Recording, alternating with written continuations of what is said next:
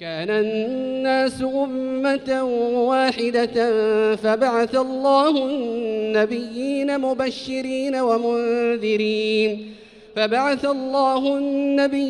مبشرين ومنذرين وأنزل معهم الكتاب بالحق ليحكم بين الناس فيما اختلفوا فيه وما اختلف فيه إلا الذين أوتوه من بعد ما جاءتهم البينات بغيا بينهم فهدى الله الذين آمنوا لما اختلفوا فيه من الحق بإذنه والله يهدي من يشاء إلى صراط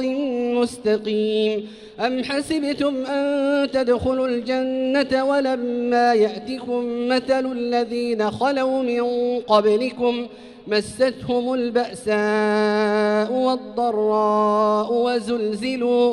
وزلزلوا حتى يقول الرسول والذين آمنوا معه متى نصر الله ألا إن نصر الله قريب.